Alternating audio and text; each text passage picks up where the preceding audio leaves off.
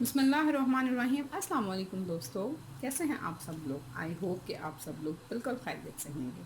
Welcome back to my YouTube channel tasty cooking table setting. जी तो दोस्तों, आज की जो रेसिपी है वो बहुत ही मज़ेदार फ्राई माश की दाल है। माश की दाल की कढ़ाई भी आप इसको कह सकते हैं। बहुत ही आसानी से और बहुत ही मज़ेदार ये तैयार होती है। तो चलें, सबसे पहले हम इंग्रेडिएंट्स देख लेते हैं कि माश की दाल कढ़ाई बनाने के लिए हमें कौन कौन से इंग्रेडिएंट्स चाहिए। मैंने यहाँ पर माश की धुली हुई दाल ली है। इसको मैंने साफ़ कर कर भिगो दिया था। तकरीबन आधे घंटे से मैंने इसको भिगोया हुआ है। आधा किलो के करीब मैंने ये दाल ली है। 2 टेबलस्पून के करीब मैं इसके अंदर लहसुन अदरक का पेस्ट इस्तेमाल करूँगी। 2 मैंने सब्ज़ मिर्चें ली थी और उनको मैंने इस तरह से अच्छी तरह ग्राइंड कर लिया है। 3 टमाटर लिए थे, उनको मैंने ब्लेंड कर कर ये मैंने टोमेटो पेस्ट जो है वो तैयार कर लिया है। वो हम माश की दाल की कढ़ाई में इस्तेमाल करेंगे। उसके साथ ही साथ 1 टेबलस्पून ज़ीरा, 1 टेबलस्पून गरम मसाला पाउडर, 1 टेबलस्पून नमक, हाफ़ टेबल स्पून लाल सूरख मिर्च का पाउडर और 1/4 टीस्पून के करीब मैं इसके अंदर हल्दी इस्तेमाल करूँगी। तो चलें दोस्तों, माश की दाल की कढ़ाई बनाने के लिए मैं 1 कप ऑयल का इसमें इस्तेमाल करूँगी। तो चलें माश की दाल की कढ़ाई बनाना स्टार्ट करते हैं। देचनी में 1 कप ऑयल डाल दिया है। मैं इसके अंदर 2 टेबल स्पून लहसुन अदरक का पेस्ट ऐड करूँगी। इसके साथ ही साथ मैं ये ग्राइंडर की हुई सब्ज़ मिर्चें जो हैं वो भी ऐड कर दूंगी। अब हम इसको थोड़ी देर के लिए भून लेंगे। बहुत ज़्यादा ब्राउन हमने नहीं करना, बिल्कुल लाइट सा। जब ये ब्राउन होना स्टार्ट होगा तो हम इसके अंदर टोमेटो पेस्ट ऐड कर देंगे।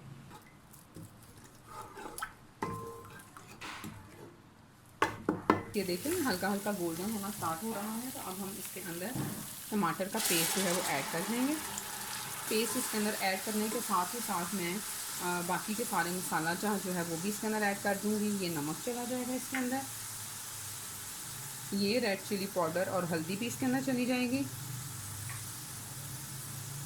और ये ज़ीरा और गरम मसाला पाउडर भी इसके अंदर चला जाएगा। और हम इसको अच्छी तरह से भून लेंगे।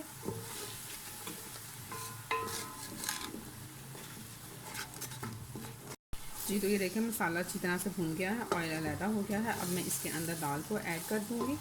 दाल को मैंने निचोड़ लिया है। दाल को ऐड करते ही हम इसको भूनेंगे नहीं, इसको मिक्स कर कर बस पानी डालकर इसको पकने के लिए हम रख देंगे।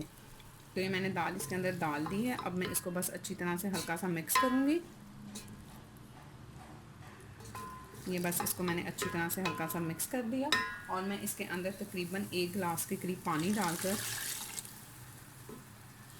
ये मैंने 1 गिलास के करीब इसके अंदर पानी डाल दिया है। अब मैं इसको मीडियम से लो फ्लेम के ऊपर दाल गलने तक और पानी खुश्क होने तक अच्छी तरह से पका लूँगी।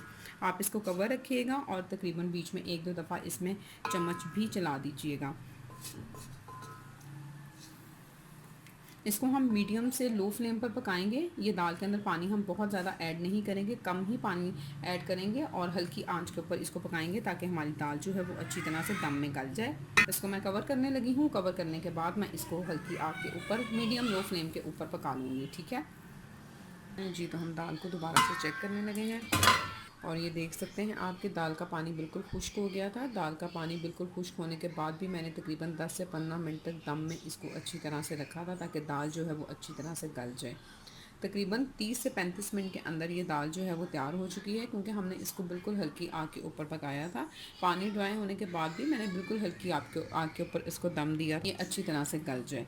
बहुत ही अच्छी खुशबू आ रही है, आप इसको ज़रूर ट्राई कीजिएगा। फ्राई माश की दाल जो है वो बहुत मज़ेदार बनती है। गर्मा गर्म रोटी के साथ, सैलड और चटनी के साथ खाएँ, आपको बहुत ही मज़ा आएगा। तो हम इसको डिश में निकाल लेते हैं। डिश में निकालने के बाद इसको कटे हुए धनिए और सब्ज़ मिर्च के साथ हम इसको गार्निश करेंगे। आप इसको ज़रूर ट्राई कीजिएगा। और साथ ही साथ आपने मेरे चैनल को सब्सक्राइब नहीं किया तो kindly subscribe to my channel और बेल बटन भी दबा दें ताकि आने वाली मेरी हर नई रेसिपी सबसे पहले आप तक पहुंच जाए।